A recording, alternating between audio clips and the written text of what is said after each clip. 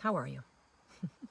Happy Wednesday. I'm coming to you a little bit earlier than I do sometimes in the week, in part because I wanted to talk about the Postal Service. I have heard from so many people about concerns, serious concerns about the U.S. Postal Service, and not just in the wake of the primary election and the upcoming election, but actually for some time, people have been reporting to me serious delays with getting receiving medicine, receiving your notice. The Department of Labor, the initial benefit determination comes in the mail.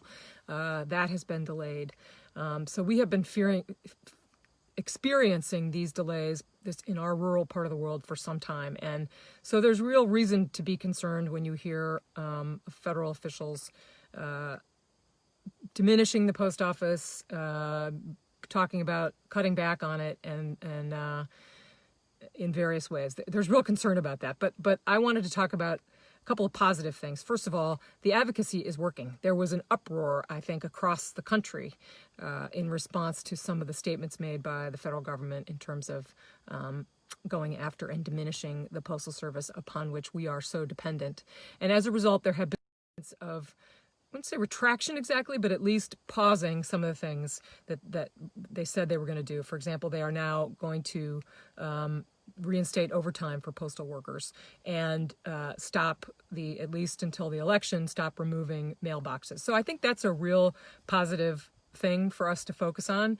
And I think it comes in large part due to the public uprising that has come about in the wake of some of these statements and actions that have been taken. So I want to say, in the words of a former president, trust but verify. So good news that it seems to be backing up, but we're going to have to keep a careful eye on that. And so keep up our advocacy on that front. But I wanted to talk in particular about the election, because actually I think here in Connecticut there's less reasons for us to be concerned about the Postal Service being a problem. We can do this.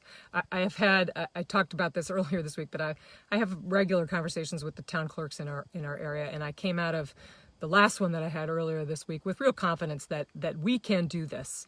And there are a few reasons why we should be confident about the ability to vote by mail in Connecticut. And the first thing I want to say before I get into that is that there is a lot of confusion there is a lot of expansion about voting by mail this time because of the fact that you can, fear of contracting COVID qualifies as an excuse, which means that every registered voter can vote by mail if they wish to. But it's important to remember that it's if you wish to. It is not mandatory. The polls will be open. You will be able to go to the polls in person if you wish to.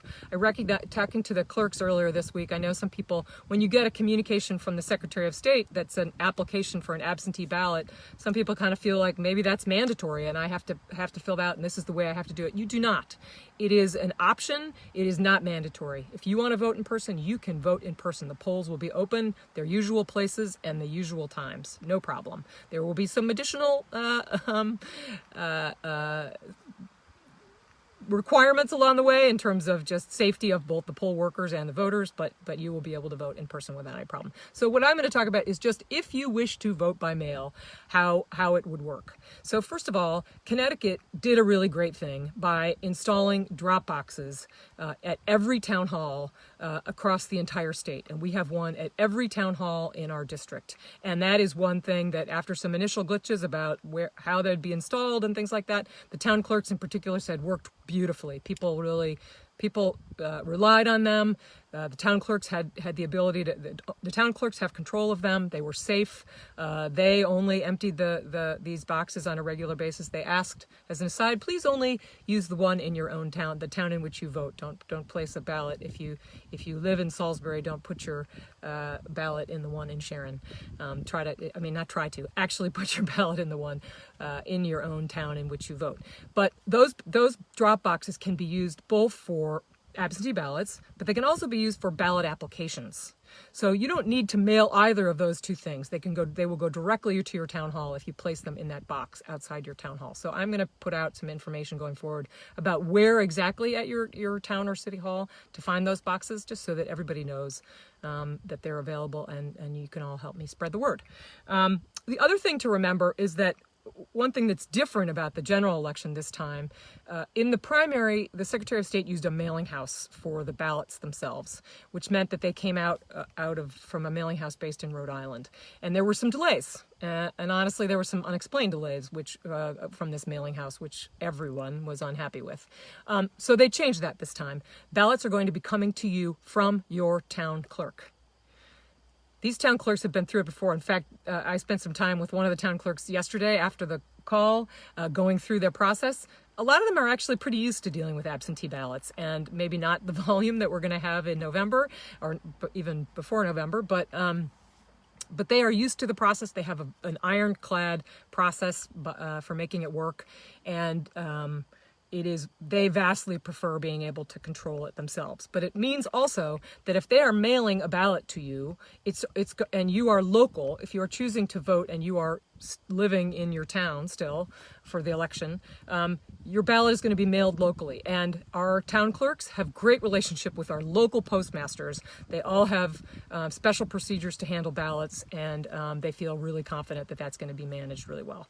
So those are two I think good reasons that we have confidence that this can work, at least in our district, because that's the ground I cover, and I talk to all the town clerks who are going to be handling it. So I think we can manage this. Just a couple of quick reminders about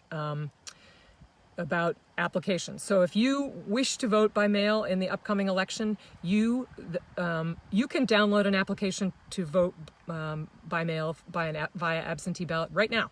And I will keep posting. I put it in my newsletter earlier this week. I'll put it in again. You can find that on the Secretary of State's website. You can download an application today and send it into your town clerk. The Secretary of State is also going to mail them to everyone sometime in mid-September. Do not fill out two. You're not going to be allowed to vote twice. That won't enable you to do it twice, but you will cause some extra work for your town clerk. So just choose one. You can do it either online, or you can wait for the one that will be mailed to you by the Secretary of State. But you can do that now. Ballots themselves will not be ready until October 2nd. So we will have to, they will start getting mailed out on or about that date. So we'll wait for them at that time. And then I always want to know, when in doubt of any of this, call your town clerk. They are super competent, knowledgeable, especially having gone through it in the primary. They know what works. They know where the glitches are. They know what confuses people in some of the forms. So they are a huge resource for all of us. So reach out to your town clerk if you have any particular questions about the process. And then the last thing I just wanted to add, I've had a lot of conversations in the last couple of days about the reopening of schools. And on the one hand, we have great public health data in Connecticut right now, and that's an unalloyed good, and it comes out of the discipline of both our state government, but also of all of us. It's this mask hanging on my ear here. We have taken this seriously, and it has had a good effect. So that's all positive. But I'm talking to a lot of parents and teachers and administrators about how to make the reopening of school work, and there's a lot of fear. Our schools are not set up to do social distancing, and that's not the way we think of education. So this is requiring a sea change, and I know a lot of teachers and administrators in our area are asking for delays to get more time to set things up properly and to figure out what will work, and also to try to get. I've spoken before about, the parents who are in the yes if category. Schools are trying to get a handle on who is going to return and who's going to choose to keep their kids at home, so that they can figure out what they need to, how school's going to work in the fall. But a lot of people are in that yes if category, like, yes, I'll send my kids if you can assure me that these things are going to happen. And they're not getting that assurance. And that's not the fault of the administration. The administration of our schools, I think they're working super hard to try to make it work. There are just so many unknowns in all of this. And And so I just, as we look at that and try to figure out how best we can care for our kids, our teachers, and our communities, I'm going to remind everyone that we all need to be, we've kept COVID at bay, particularly in our neck of the woods, because we have been strict about it. Don't fall down now. Wear your mask, wash your hands, keep social distance from people.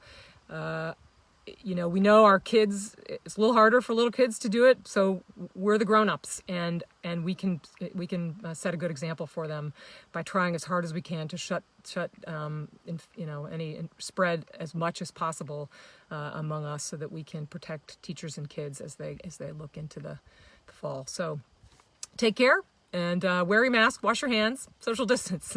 Have a good week. Bye.